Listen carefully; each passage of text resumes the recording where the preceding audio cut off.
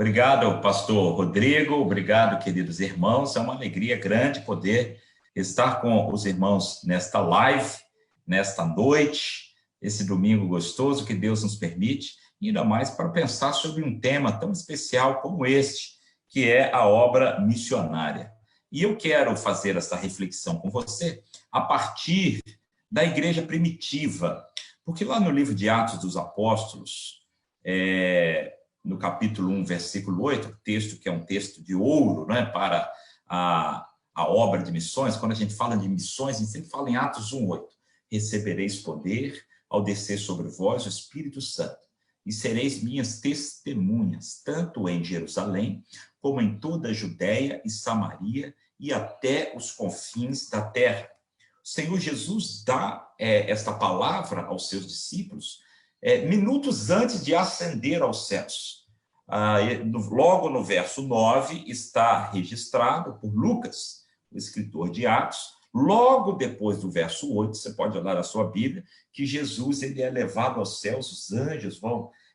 aliás, Jesus vai subindo aos céus, seus discípulos ficam olhando para o céu, os anjos vêm e dizem: varões galileus, que estáis olhando para o céu? De modo que aquelas foram as últimas palavras do Senhor para os seus discípulos, a sua igreja. Uma igreja que a gente vai ver ali no livro de Atos, que tinha mais ou menos 120 pessoas.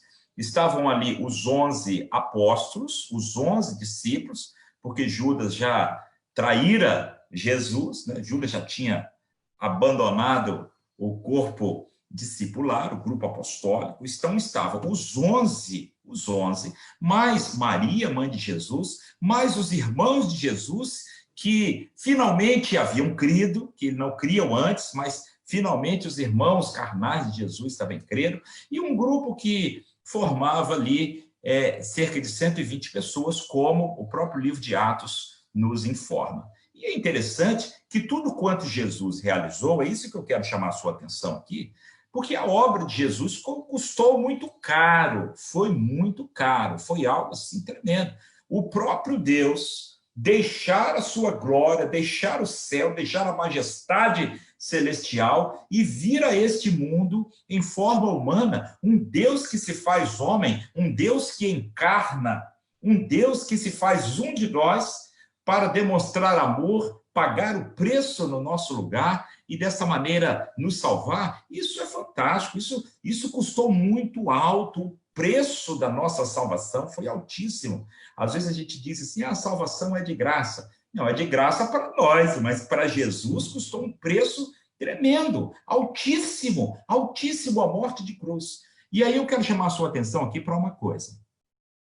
Preste atenção nesse detalhe aqui.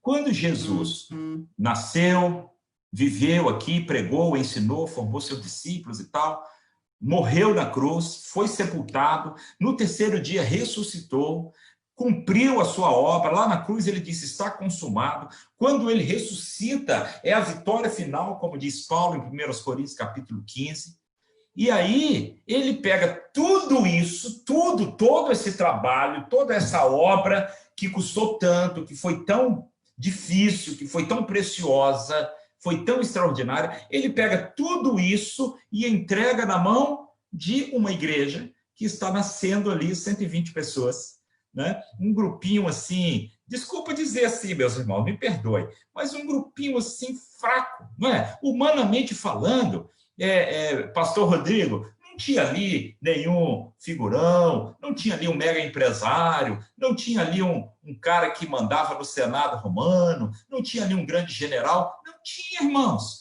Era gente simples, simples, simples, simples. Gente simples, pescadores, camponeses, gente simples. E Jesus pega tudo aquilo que ele fez e entrega na mão daquele pessoal. E vai para o céu, e sobe, e vai embora. E deixa a continuidade da sua tarefa nas mãos daquele grupinho. Uma igreja acuada, que estava lá com medo dos judeus, uma igreja que estava ali perdida, sem saber o que fazer, e Jesus entrega tudo na responsabilidade deles. Mas algo especial acontece, porque o próprio verso de Atos 1:8 diz: recebereis poder ao descer sobre vós o Espírito Santo. Então, Jesus ele reveste aquela igreja de poder. Essa promessa se cumpre logo no capítulo 2 de Atos, o dia de Pentecostes, a descida do Espírito Santo. Aqueles 120 são tomados do poder do Espírito Santo. Preste atenção que aquele poder não era um poder para virar cambalhota, nem para fazer estripulias, não é isso. Era poder para testemunhar. Recebereis poder e sereis minhas testemunhas. Um poder com aquele objetivo concreto. E quando eles receberam o poder da descida do Espírito Santo no capítulo 2, logo virando a página, a gente vê que eles testemunharam de uma forma tão impactante, mas tão impactante, que logo se converteram 3.000 almas. Veja bem, pastor Rodrigo, em um só dia, um culto ao ar livre, 3.000 pessoas se converteram. E o mais bonito, a ação divina, a ação do Espírito Santo ali, é que não eram 3.000 pessoas daquela cidade, eram 3.000 pessoas do mundo inteiro que vieram para o evento que estava acontecendo em Jerusalém, a festa de Pentecostes. Então veio gente do mundo inteiro para participar daquele evento. Quando essas pessoas se convertem, elas voltam para os seus lugares convertidas e elas voltam testemunhando. Veja que havia um fator exponencial de multiplicação da mensagem do Evangelho, tá? Logo no primeiro momento. Mas eu quero voltar aqui ao fato de que Jesus entrega a preciosa tarefa, a missão de sua vida. Ele entrega na mão daquele pessoal. E tudo parecia, se a gente olhar assim humanamente falando, se a gente olhar com os nossos olhos humanos, que tinha tudo para dar errado. Fala a verdade. Pensa aí comigo aí. Tinha tudo para dar errado. Às vezes eu penso assim, pô, se eu fosse Jesus, fala a verdade você, meu irmão. Se você fosse Jesus e você viesse investir a sua vida para morrer na cruz, para salvar a humanidade, tudo isso, aí você ia para o céu e deixar na incumbência de algumas pessoas ali. Quem que você ia chamar para dar continuidade à sua obra? Ah, se fosse eu ia chamar assim, um cara assim, um filósofo bem inteligente, eu ia chamar um cara, um alto patente, pastor Rodrigo, das Forças Armadas, talvez um senador da República, talvez um grande empresário, talvez um atleta muito famoso, gente que pudesse, de fato, influenciar o mundo. Mas Jesus não. Ele chamou 4 pescadores, um coletor de impostos, um outro Simão Zelote, que vivia mais brigando que qualquer coisa. Enfim, ele chama um grupo de garotos. Pedro era o mais velho. No imposto do templo, só Jesus e Pedro pagou o imposto do templo, só Jesus e Pedro. Os outros 11, ninguém pagou o imposto, significa que todos eles tinham menos do que 20 anos. Uma garotada, você percebe isso? Uma garotada. E Jesus entrega a responsabilidade de mudar o mundo na mão daquele pessoal.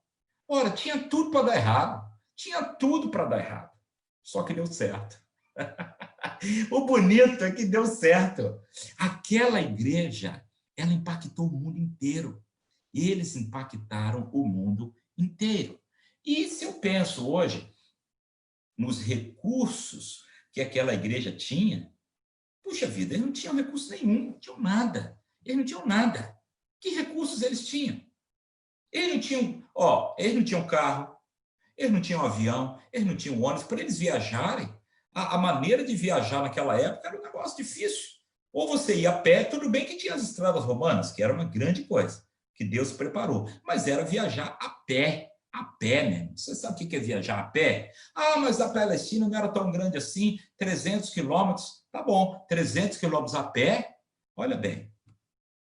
Você imagina, por exemplo, vou dar só um exemplo, porque às vezes você reclama do seu carro aí, que o seu carro está velho, eu não sei qual é o seu carro, mas vamos supor aí, um Fiat Unozinho Mille, na mão do apóstolo Paulo. Pensa bem, pastor Rodrigo, se o apóstolo Paulo tivesse um Unozinho Mille, olha aqui, que coisa extraordinária que ele ia fazer, porque não tinha. Todas as viagens, tudo que precisava ser feito era a pé, ou então em barquinhos muito precários. Você imagine, por exemplo, os recursos de comunicação. Não tinham, meus irmãos. Você imagina se Paulo, ou Pedro, ou João tivessem um celular como esse aqui. Você já pensou? Se eles tivessem um celular? Você já imaginou se Paulo tivesse uma página no Facebook? Você já imaginou isso? Como que Paulo usaria? Se Pedro tivesse um canal no YouTube, aí André ia filmar o dia de Pentecostes, ia direto para o canal do YouTube de Pedro. Você já pensou? Que estratégia fantástica! Só que eles não tinham nada disso, não tinham. Olha, nem mesmo Bíblia impressa eles tinham. Eles não tinham nada disso, irmãos. Eles não tinham recursos, eles não tinham dinheiro, eles não tinham proteção do Estado, eles não tinham leis que garantissem a liberdade religiosa deles, não tinham isso. Eles não tinham. Eles não tinham gente que financiava a obra, eles não tinham denominação, eles não tinham uma junta missionária que sustentasse, eles não tinham uma igreja bonita como a Píblia Andaraí, eles não tinham templo, eles não tinham templo. Eu fico olhando o templo da Píblia de Andaraí, é um templo lindo, grande, espaçoso, estacionamento bonito, grande, banheiros, tudo arrumadinho. Eles não tinham nada disso. Eles não tinham microfone, eles não tinham bateria, eles não tinham teclado, contrabaixo, guitarra. Eles não tinham nada, nada. Fala para mim, Jesus pega a obra da sua vida, Jesus pega o trabalho que custou a sua vida, ele entrega na mão daqueles 120 e vai para o céu. E o que eles tinham para fazer o trabalho? Nada. E a ordem de Jesus era assim, vocês vão ter que ir a Jerusalém. Pô, Jerusalém, tá bom, vai ser difícil, porque o pessoal tá bravo com a gente, com esse negócio de ressurreição, o pessoal tá bravo com a gente, mas tá bom, nós estamos aqui, nós vamos falar. Tá bom, mas não é só Jerusalém não, também na Judéia, tá bom, dá para ir, a Judéia não é tão grande assim, vai demorar um pouquinho, mas nós vamos, Judéia, tá bom. Onde mais? Samaria. Ó, Samaria já é mais complicado, porque tinha ali uma rixa social, uma questão política e tal, uma polarização. Mas Samaria já complicou um pouquinho. Aí Jesus diz assim, e até os confins da terra. O quê? Confins da terra? Senhor, o senhor vai dar alguma coisa para a gente? O senhor vai dar um telefone celular? Qual o pacote de internet que o senhor vai dar para a gente? Jesus, o senhor vai dar uma milha, um cartão de milha da Gol para a gente viajar de avião para cima e para baixo aí? O que o senhor vai dar para a gente? Nada, não tinha nada. Humanamente, materialmente falando, eles não tinham nada. Não tinham nada. O que é que Jesus deu para eles? Jesus deu o mais importante. Jesus deu o poder do Espírito Santo. De modo que o Espírito Santo desceu sobre eles de uma tal forma e eles se tornaram tão convencidos, tão motivados, tão corajosos, tão impetuosos, convencidos da verdade do Evangelho, não é convencidos no sentido de soberbo, não. Convencidos de que eles precisavam fazer aquilo. Eles estavam convictos, eles estavam motivados a morrer, eles tinham certeza da ressurreição de Jesus e que precisavam proclamar aquele Evangelho. Então, cheios do Espírito Santo, eles começam a propagar aquela mensagem no mundo inteiro. No mundo inteiro. Meus irmãos, a mensagem do Evangelho, ainda no primeiro século, alcançou o mundo inteiro. A gente encontra manuscritos da Bíblia em outras línguas, tá? Traduções da Bíblia, fragmentos, logo do início do segundo século. Nós temos traduções para o cópita, para o siríaco, para o latim, que datam do início do segundo século, anos 110, anos 115. Você tem noção do que é isso? Em pouquíssimo tempo, aquele evangelho ganhou o mundo e as escrituras foram traduzidas para as línguas do mundo. Meus irmãos, isso é fantástico, isso é extraordinário. Eu fico pensando assim, como que aquele povo que tinha tão pouco conseguiu fazer tanto? Vou fazer essa pergunta de novo para você pensar comigo. Como que aquele povo que tinha tão pouco conseguiu fazer tanto? Aí eu faço a segunda pergunta. E nós, que temos tanto, por que fazemos tão pouco? Se eles que tinham tão pouco fizeram tanto, por que nós que temos tanto fazemos tão pouco? É para a gente pensar, é para a gente refletir. E aí a gente pensa assim, não, mas é porque a época deles era diferente. A época deles era isso. A gente sempre quer dizer que o outro está em situação melhor que a gente. Não, se eu vivesse no primeiro século, eu faria a mesma coisa. Faria? Se eu fosse europeu, se eu nascesse na Inglaterra, na Alemanha, na Itália, em Portugal, nos Estados Unidos, no Canadá, Meu irmão, esse negócio de si e nada é a mesma coisa. A gente tem que partir do nosso ponto. O que é que eu tenho hoje nas minhas mãos para levar este evangelho poderoso ao mundo inteiro? Aqueles irmãos primitivos ali, primitivos não no sentido de que eram inferiores, mas de que estavam no nascedouro da igreja, eles tinham tão pouco e fizeram tanto, e alcançaram o mundo, e a mensagem dele veio sendo passada, século por século, até chegar a nós hoje. Sabe por que nós estamos aqui hoje, nessa live? Sabe por que nós somos hoje crentes em Jesus, cristãos, hoje, no século XXI, aqui no Rio de Janeiro, Andaraí? Sabe por quê? Porque aqueles irmãos, mesmo tendo tão poucos recursos, eles foram tão fiéis em cumprir a tarefa que o Senhor Jesus deu a eles. E sofreram, foram perseguidos. Paulo foi preso, João foi preso. Eles foram perseguidos, tiveram suas dificuldades, mas as dificuldades não serviram para impedir o avanço da obra. Quais as dificuldades que nós temos hoje? Eu vou chegar na pandemia agora. Quais as dificuldades que nós temos hoje? Pensa bem. Dificuldade de transporte? Meus irmãos, a gente até tem algumas dificuldades de transporte, talvez. Não, pego o ônibus lotado, eu prego o trem lotado, transporte público no Rio de Janeiro não é muito bom. Tá certo.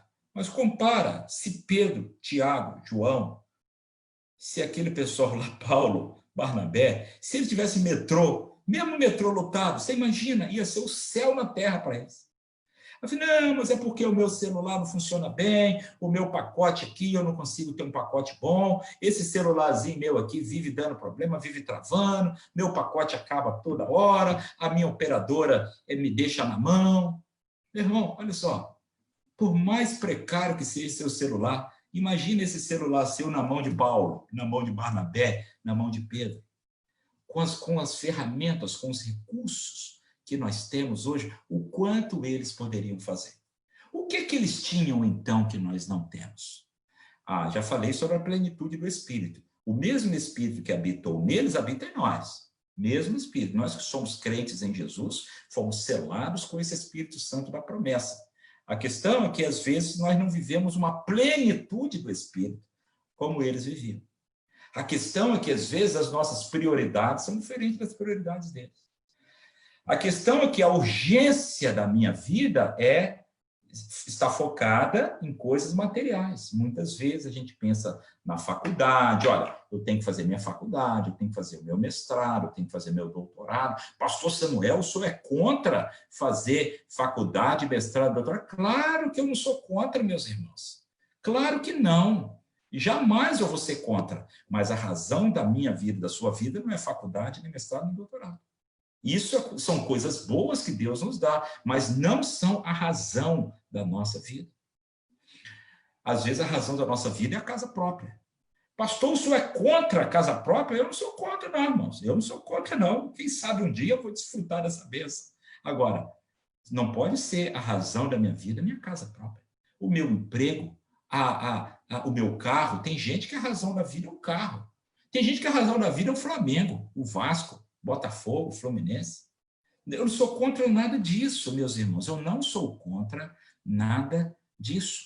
Mas isso são coisas secundárias.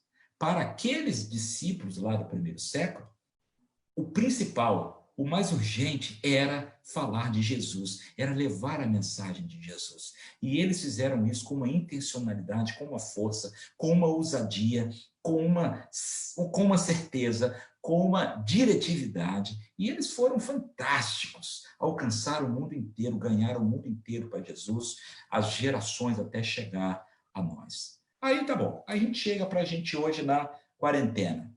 Todo mundo de quarentena, todo mundo trancado dentro de casa, só comendo. Esse negócio de quarentena dá uma fome, não sei vocês aí. Mas para mim isso dá uma fome, meus irmãos, que toda hora eu abro a geladeira, senão não vou comer nada, não estou com fome, não. É mania. E a gente fica, às vezes, assim, achando uma desculpa para não fazer a obra missionária na quarentena. Ora, se aqueles irmãos lá no primeiro século, que tinham tão poucos recursos, conseguiram fazer uma obra tão extraordinária. Quanto mais nós hoje, podemos sim fazer.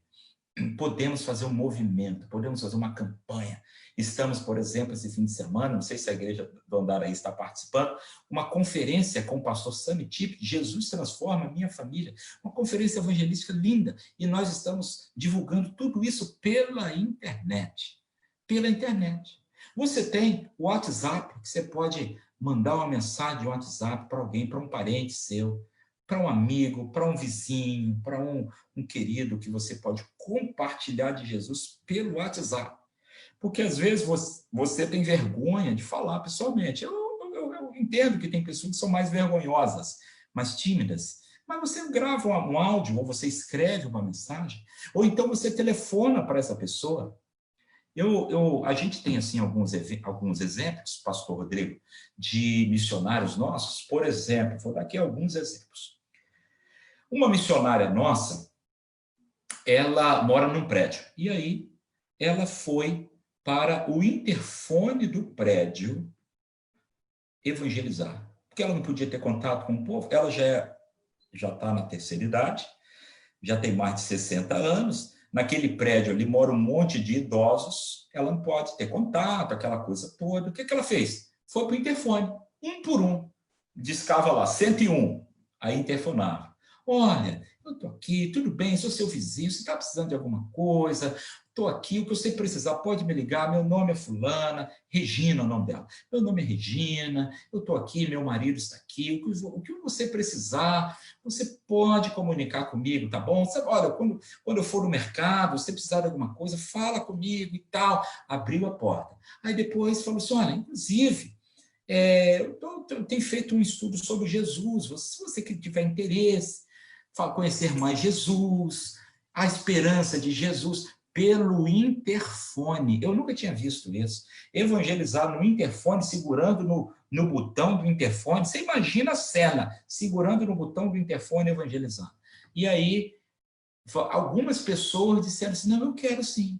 Inclusive, eu estou triste, estou ansioso, estou deprimido, eu já não aguento mais ver essas televisão, esse jornal sobre a tragédia, eu ligo político brigando um com o outro, e eu não aguento mais, eu estou desesperado.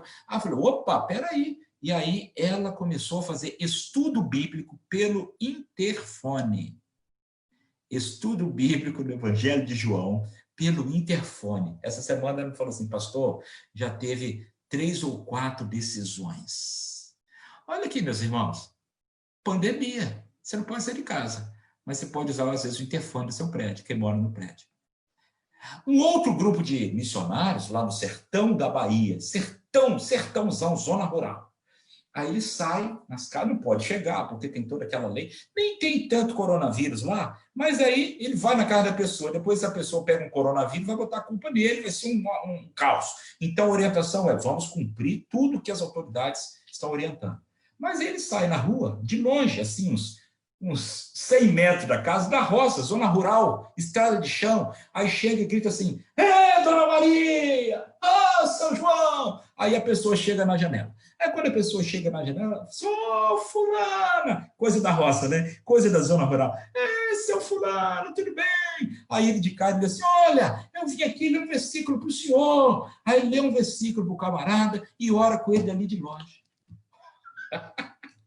Olha só, rapaz. E você acredita que tem pessoas no sertão entregando a vida para Jesus, com um radical doido, gritando de longe da janela dele e pregando o evangelho? Aí você diz assim, não, eu não posso. Pô, alguma coisa você pode fazer.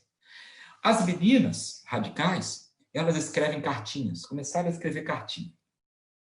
Cartinha de menina, especialmente de menina para menina. Aí escreve aquela cartinha, bota um coraçãozinho e tal, e higieniza aquilo com álcool gel, e vai de madrugada e joga lá no quintal da pessoa, a pessoa vai lá, pega e lê aquela cartinha. E essa cartinha tem tido assim, um retorno tão positivo, uma resposta tão boa.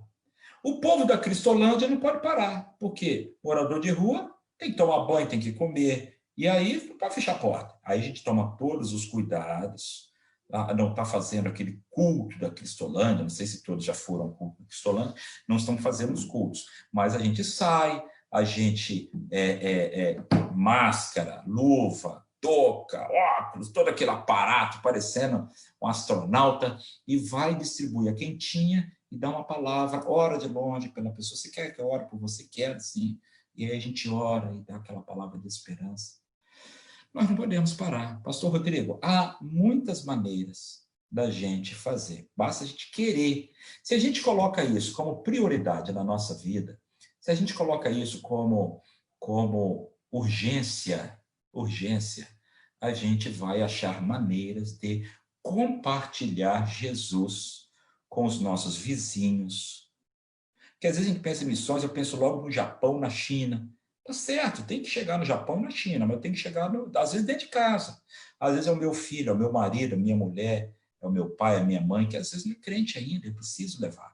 Às vezes é o vizinho, quem mora no apartamento é o vizinho de lado. Quem mora, às vezes, na comunidade, né? Quem mora na comunidade, você sobe aquela escadaria da comunidade, você passa na frente de quantas casas ali? Você tem contato com quantas pessoas? Você não pode chegar, você não pode, às vezes, entrar na casa da pessoa, abraçar e tal, mas de longe, de fora, você pode dizer, você pode trazer uma mensagem de esperança pelo WhatsApp, pelo Facebook. Isso aqui que o pastor Rodrigo está fazendo, alcançando pessoas, usando as ferramentas da tecnologia para levar esperança às pessoas. E muita gente tem feito isso. Os nossos missionários, nenhum deles está parado, nenhum. Teve um que pregou um dia desse, no culto, e aí a esposa, crente, membro da igreja, pastor Josué.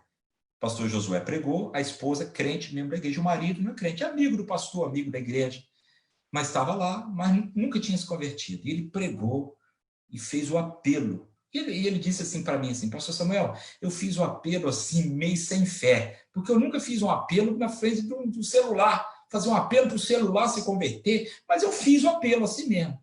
E lá o camarada se converteu, entregou, orou com a esposa, aí mandou um áudio para ele, pastor, eu me converti, eu quero entregar minha vida para Jesus, quero ser batizado, etc. e tal. Então, meus irmãos, não há barreira para o evangelho quando nós estamos cheios do poder de Deus, quando nós estamos cheios da motivação, da coragem, da ousadia para anunciar, para cumprir a missão, para levar esse poder salvador para todas as pessoas. A gente tem visto, por exemplo, os profissionais de saúde, não é? Que são talvez os grandes heróis dessa tragédia toda aí, os médicos, os enfermeiros, os auxiliares de enfermagem, os farmacêuticos, o pessoal que trabalha também na cozinha do hospital, na segurança, na recepção, na ambulância, maqueiros, etc. Essa turma toda da saúde aí. Esse pessoal não tem medido esforço, não tem medo de Zika não, de corona, de Covid, não tem medo de nada. É claro que tem precauções, mas enfrenta.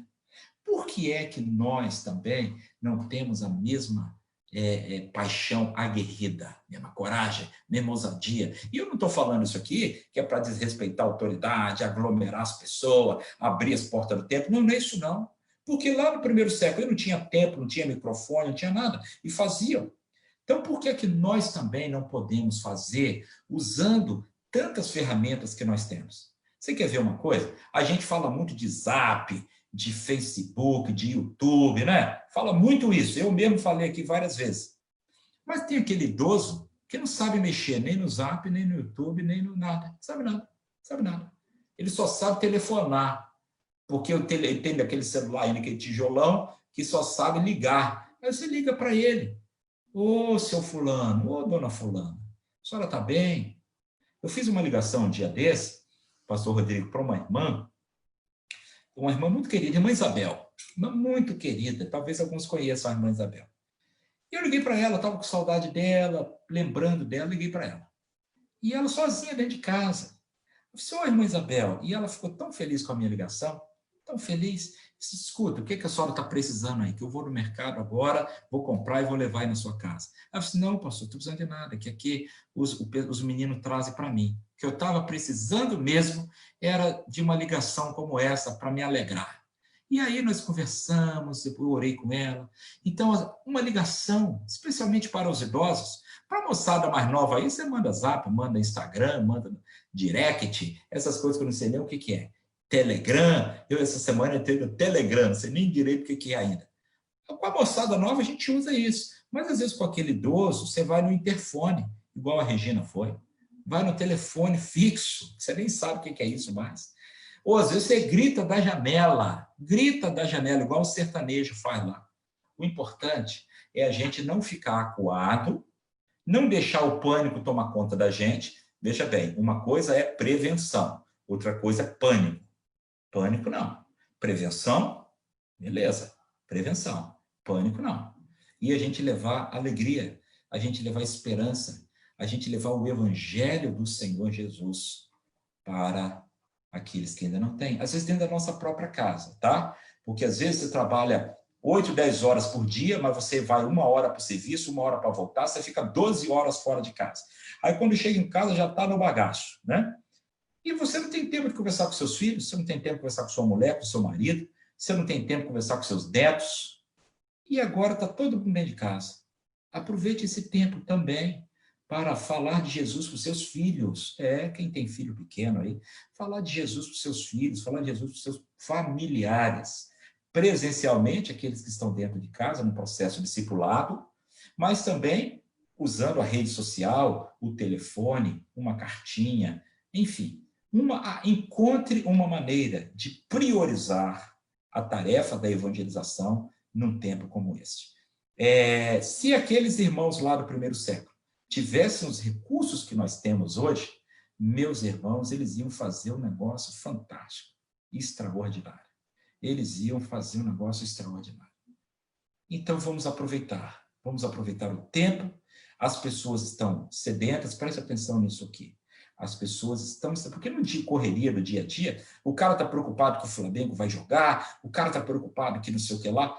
Agora não tem jogo de Flamengo, ele não tem que sair mais desesperado, ele está com tempo e ele está com o coração apertado, ele está preocupado, está com medo de perder o emprego, ele está com medo de perder a vida, ele está com medo dos familiares dele serem contaminados. Então, há um ambiente favorável para apresentar a esperança, a fome. Percebe?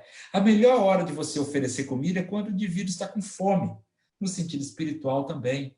A fome espiritual. E nós temos o pão da vida para oferecer. Então, a gente não pode reter só para a gente. A gente não pode ficar engordando como crentes gordos espirituais. Não. Nós precisamos compartilhar esse pão com aqueles que estão à nossa volta, aqueles que estão perto de nós. Que Deus nos ajude, que Deus nos abençoe, para que neste tempo de pandemia a gente encontre alegria, satisfação plena, satisfação, alegria, realização em fazer a vontade de Deus e cumprir a ordem de Jesus, levando o evangelho a tantas pessoas que estão ao nosso alcance, mesmo sem sair de casa. É isso aí, pastor Rodrigo. Acho que já dá para a gente fazer umas perguntas aí, se alguém quiser, se alguém tiver perguntas. Excelente, pastor Samuel, que bênção a colocação do irmão, todos os exemplos aqui, os textos bíblicos utilizados, muito bom mesmo, eu sou grato de coração pelo seu compartilhamento. Eu vou entrar aqui na página e ver se tem algum comentário com alguma pergunta para a gente poder interagir agora. Eu tinha visto uma pergunta, mas eu não estou achando aqui que foi a primeira, que foi do nosso irmão Rodrigo Menezes, que é seu aluno lá no Seminário do Sul. Ele é seminarista de nossa igreja e seu aluno lá no Seminário do Sul. E ele colocou uma pergunta, pastor Samuel, mas eu estou rodando aqui agora, a pergunta sumiu. Eu não sei o que aconteceu aqui, mas a pergunta não está aparecendo, que inclusive era a pergunta dos alunos. Se for uma pergunta difícil, pastor Rodrigo, aí o senhor deixa para o pastor Osíris responder, né? Porque ele responde todas as perguntas difíceis. E nós ficamos com as mais fáceis. Um abraço grande aí para o pastor Osíris, nosso pastor querido da PIB do Andaraí. O pastor Osíris está acompanhando aqui também, falou que elogiou, né? Falou palavra abençoada, e agradeceu também a presença do irmão aqui conosco. Em relação à pergunta do Rodrigo, eu estou procurando, gente, eu não sei o que aconteceu, não está aparecendo aqui para mim mais a pergunta do Rodrigo. Não sei se ele apagou, sei que para mim não está aparecendo, mas eu lembro mais ou menos do teor, pastor Samuel. E eu vou colocar aqui mais ou menos aquilo que eu lembro da primeira pergunta que foi feita por ele. Ele colocou dentro dessa realidade que a gente está atravessando, né, um pouco polarizada, né, nesse momento que a gente atravessa, né, como que a gente se posiciona, né, enquanto igreja para anunciar o evangelho. E eu lembro que ele utilizou algumas palavras do tipo assim, às vezes nessa polarização, os discursos ficam um pouco extremados, né, digamos assim. Uhum. E às vezes a gente, na ânsia de defender as nossas ideias, a gente acaba transmitindo um pouco de raiva, né, de nervosismo e até, quem sabe, ódio nas nossas falas, o que às vezes depõe contra, né, a mensagem do evangelho. Fazendo um jogo de palavras, a gente diz que a gente precisa, nesse período, pastor Samuel, manter a imunidade alta, né? Mas tem gente que precisa manter a humanidade alta, porque está sofrendo de humanidade baixa. Não é sensível, não é atento, às vezes, né, é agressivo na hora de colocar as suas posições, e isso influenciando também nas redes sociais, né? Imagina o apóstolo Paulo brigando por causa de política, por causa disso, por causa daquilo outro, né? Então, como fazer missão, né, pastor Samuel, nesse contexto tão polarizado que a gente está vivenciando, e inclusive nas redes sociais que nós estamos agora? É verdade. Olha, um pouquinho da minha história, rapidamente. Eu trabalhei, com 18 anos, eu passei num concurso público para o Tribunal Regional Eleitoral do Rio de Janeiro. E cresci lá no TRE, me tornei logo chefe da zona eleitoral e trabalhei por 13 anos no TRE. Pedi uma licença sem remuneração para vir para a junta, depois eu pedi para renovar, não renovaram, eu pedi exoneração, hoje eu não tenho nenhum vínculo mais com o TRE. Agora, por 13 anos eu estive lá e convivi com os bastidores da política.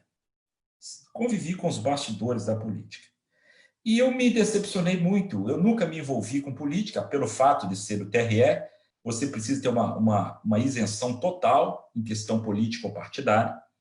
Mas convivendo com candidatos, eu vi muita sujeira, muita coisa terrível, tanto no legislativo, executivo e até também no judiciário.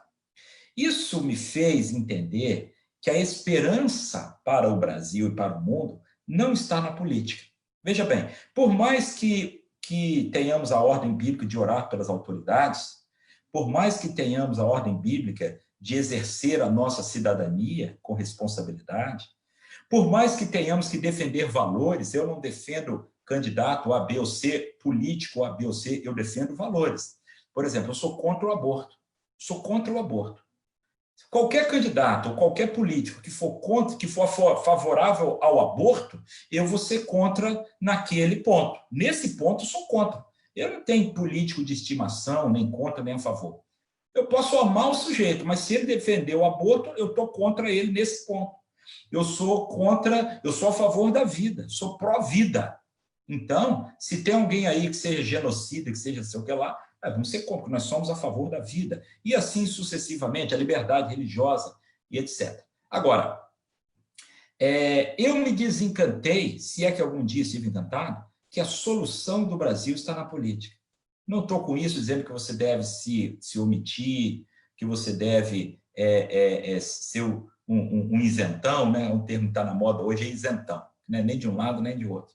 Não é isso, não estou dizendo isso, não. Mas dizer que a esperança para o mundo, para o Brasil, não está na política, não, gente. Precisamos orar pelo presidente da República, precisamos orar pelo presidente da Câmara, precisamos orar pelo presidente do Senado, precisamos orar pelo presidente do STF, precisamos orar pelos comandantes das Forças Armadas, orar pelos governadores, prefeitos, deputados estaduais, vereadores, juízes, desembargadores. Orar e lutar quando for preciso. Mas a nossa esperança não está nesse negócio, não.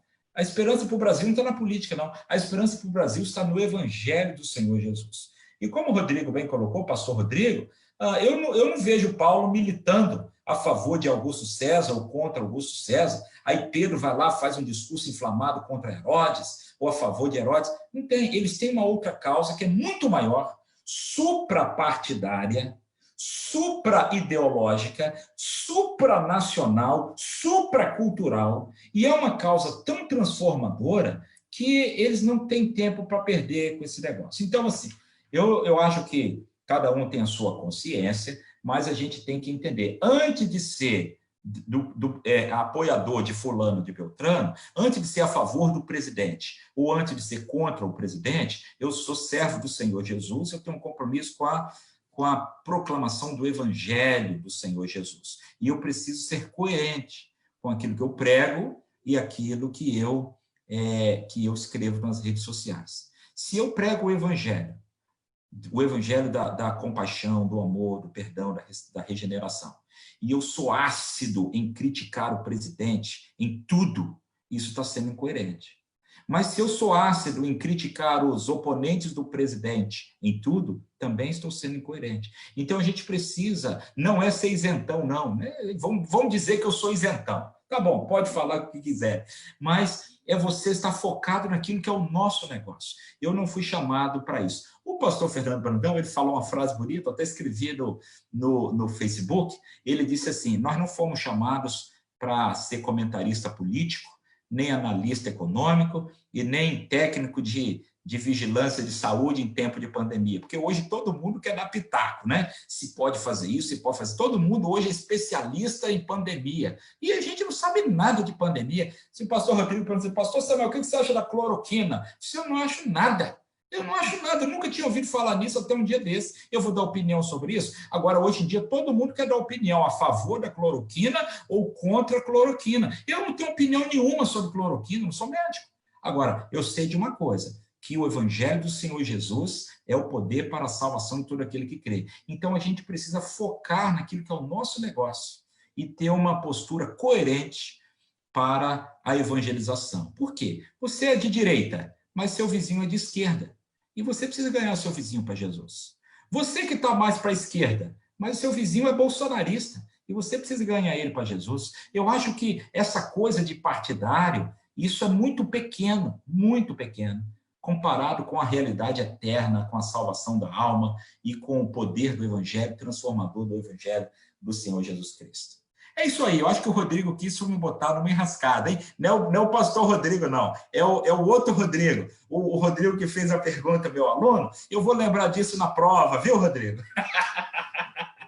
Excelente, pastor Samuel, excelente. Trazer uma mensagem de serenidade, de tranquilidade, uma mensagem de esperança, né? Esse é o papel da igreja. Inclusive, é o diferencial da igreja. O diferencial da igreja é a proclamação do evangelho, o evangelho da graça, o evangelho da salvação, e é essa mensagem que a gente tem que estar com o nosso foco. E aí eu volto, pastor, agora colocando uma pergunta minha também, nesse sentido, né? O senhor citou aí Sim. sobre Atos dos Apóstolos, né? Falando que o senhor comentou o que eles tinham. Eles não tinham nada. Aí logo depois o senhor falou, não, mas eles tinham tudo, porque tinha o poder do Espírito Santo agindo na vida deles, né? E lá em Atos, quando vai falar que eles vão ser testemunhas de Jesus, a palavra que aparece ali, literalmente, é mártire, né? Ou seja, ali aparece o que nós traduzimos por testemunha é mártire em grego, né? Então, de certa forma, Jesus nos chama para que cada um de nós venha a ser esse mártire, né? No sentido de viver por uma causa, não no sentido de morrer por uma causa, aquele que vive por uma causa e que, se for necessário chegar até as últimas consequências na sua dedicação por essa causa e entregar, inclusive, a sua vida por conta dessa causa, você o faz, porque tem entendimento que essa causa é importante, vale a pena. E aí, comparando com aquilo que o pastor colocou, dos profissionais de saúde, que também se dedicam nesse momento, lutando para salvar vidas, né? Eu queria que o pastor desenvolvesse um pouco mais essa necessidade da igreja ter o seu foco no testemunho, no martírio, na proclamação da mensagem do evangelho da salvação. Você poderia desenvolver um pouco mais esse assunto? Perfeito, pastor Rodrigo, é isso mesmo. A palavra ali, mártires, que depois essa palavra vai sendo desenvolvida ao longo da história, as palavras elas vão tomando um significado ao longo do tempo e até modificando o seu significado, e ela passa a ter essa conotação que nós conhecemos hoje do mártir, aquele que morreu por uma causa. E os primeiros cristãos, eles estavam, não que eles estavam procurando a morte, mais um pouco, segundo, terceiro século, alguns até procuraram a morte porque achavam que isso era uma glória, era uma honra, morrer por causa do evangelho. O senhor que é professor de história sabe bem disso aí. Agora, o cerne mesmo do ser testemunha é aquela expressão de que eu estou falando de algo que eu conheço, que é a minha vida, que é a minha experiência. Eu não estou falando aqui porque eu li aqui nesse livro, eu li aqui nesse livro e diz isso. Eu li aqui no outro livro, esse aqui diz outra coisa. Não, não é isso. É dizer assim, olha, é o que Jesus fez na minha vida. Porque aquilo que eu li ou que eu não li, eu posso abrir mão. Agora, aquilo que Jesus fez na minha vida é tão impactante, é tão transformador, que é impossível eu abrir mão disso. Então, eu vou sustentar esta mensagem, custe o que custar, até a morte, se for preciso. Eu ouvi uma ilustração que eu achei muito interessante, que o cidadão estava atravessando uma ponte com o seu carro. Então, ele vinha dirigindo o carro, e aí, no meio da noite, no meio da madrugada, ele vê alguém no meio da ponte, imagina assim, a ponte Rio-Niterói, e o camarada balançando o paletó e mandando ele parar. E ele pensou assim, e agora, o que é que eu faço? Eu acelero, pode ser um maluco, pode ser um ladrão, pode ser um drogado, o que eu faço? Vou acelerar e vou passar direto. E o cara fazendo sinal e balançando o paletó, e aí, eu falei, não, eu vou parar para ver o que é isso. E aí ele parou, e o cara assim, graças a Deus que você parou, porque passou um navio aqui, derrubou um pedaço da ponte, e aqui, daqui a 50 metros não tem ponte mais, e agorinha mesmo passou um ônibus cheinho, eu fiz sinal, o ônibus não parou, e o ônibus foi direto e caiu no mar. E agora, graças a Deus que você parou, porque senão você também ia cair. E aí, esse camarada, quando ele ouve isso, ele olha no retrovisor, ele vê que está vindo gente atrás, para cair, vinha mais carros atrás. Então, ele imediatamente sai do carro, tira o paletó e começa também a dar sinal para os outros. Para. Ele já se esqueceu para onde que ele ia, qual era o compromisso, a reunião. A urgência era tão grande. Você percebe? A salvação que ele recebeu foi tão extraordinária. E ele vendo as pessoas indo para aquele precipício, a urgência é tão grande em avisar as pessoas do caminho que elas estão seguindo para que elas sejam salvas, que isso torna-se uma prioridade inalienável na nossa vida, indiscutível com qualquer outra. Então, isso ocupa um foco principal. Mas e se me prenderem? Se prender, não tem problema, eu vou continuar falando. Mas e se me perseguirem? Não tem problema, eu vou continuar falando. E se me matarem? Olha, se me matarem, tudo bem, não tem problema, mas eu vou continuar falando. Eu não abro mão de ser uma testemunha de Jesus. Mesmo que seja preciso morrer, volto a dizer, não é que você está procurando a morte, não é isso, né? Mas é que até o ponto de, se for preciso morrer, a gente está preparado, a gente está pronto para cumprir a tarefa, cumprir a missão que o Senhor Jesus nos deu, sem apego a coisas deste mundo. O problema, pastor Rodrigo, é que a gente fica muito apegado, né? O pessoal do Andaraí, não, isso eu vejo, mas é em outros lugares. O pessoal do Andaraí não é assim, não. Mas às vezes a gente é muito apegado, irmãos, apegado com coisa desse mundo. A gente é muito apegado com coisa desse mundo.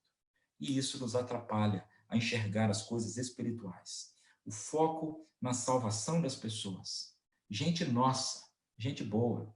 Gente de direita, gente de esquerda, gente do Bolsonaro, gente contra Bolsonaro, mas que está sem Jesus e que se morrer vai para o inferno. E eles estão caminhando na ponte para cair.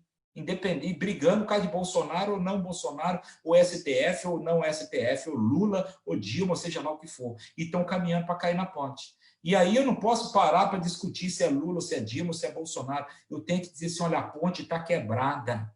E se você não parar agora, se você não mudar de rumo, você vai cair, meu irmão. Então, essa mensagem ela é tão mais urgente, ela é tão mais impactante, ela é tão mais necessária, que a gente não pode perder o foco com outras coisas.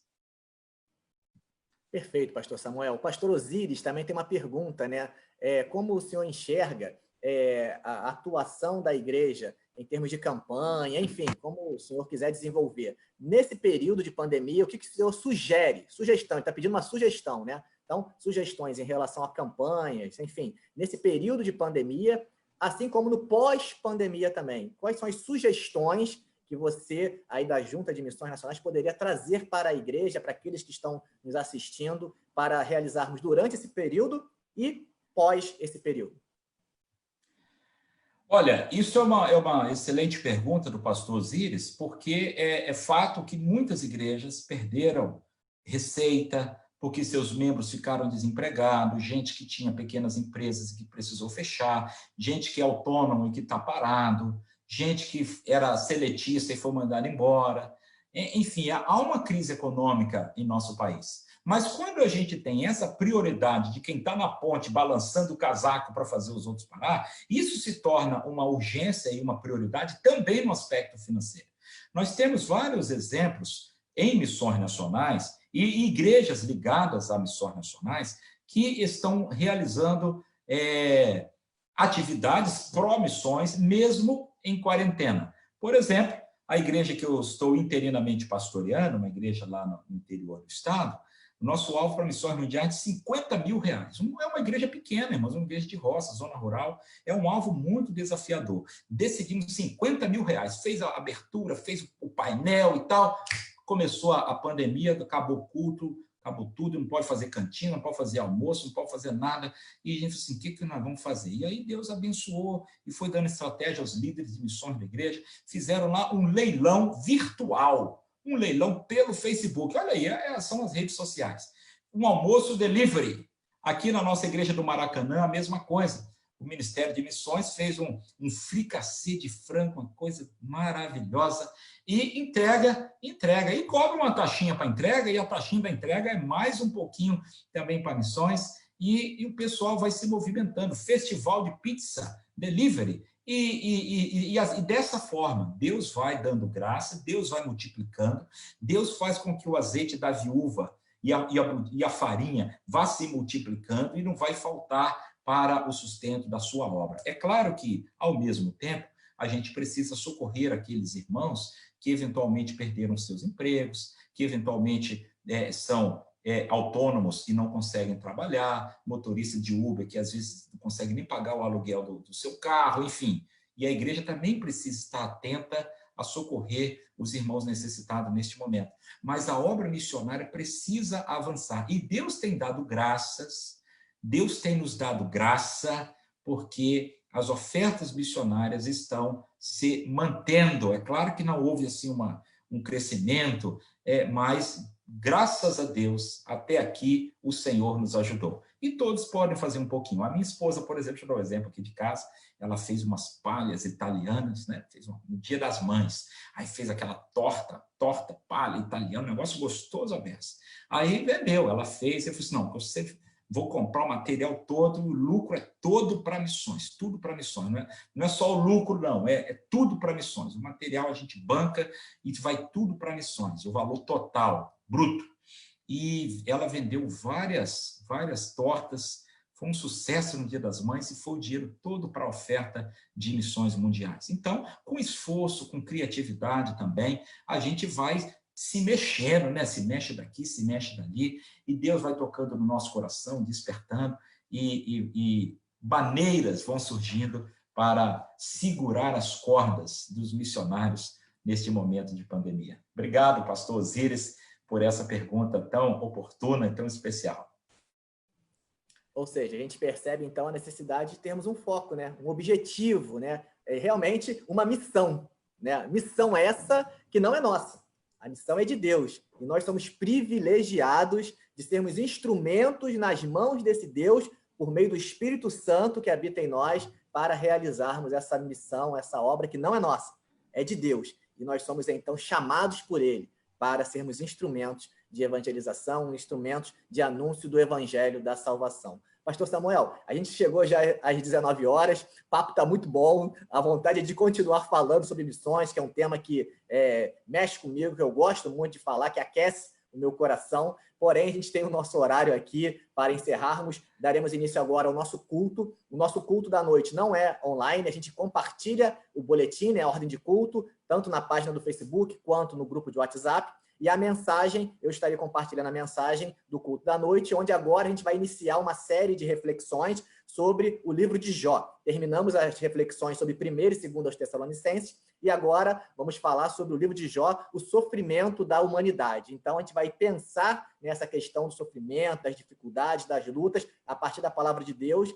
dentro da experiência vivenciada por Jó. Então, daqui a pouco a mensagem vai ser compartilhada, esteja acompanhando, então, e realizando o seu culto doméstico com a sua família, que vai ser compartilhado daqui a pouco.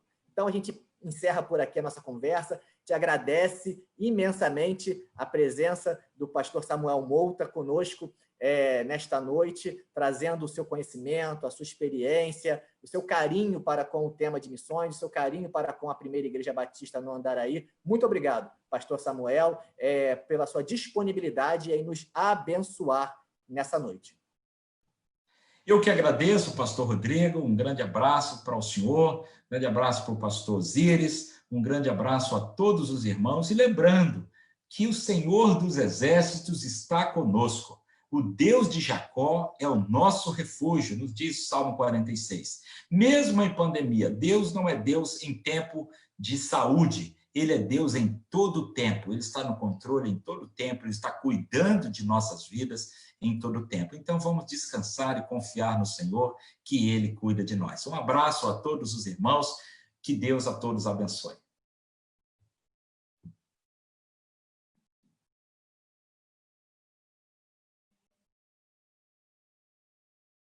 Pastor, acho que o seu microfone... O som estava desligado.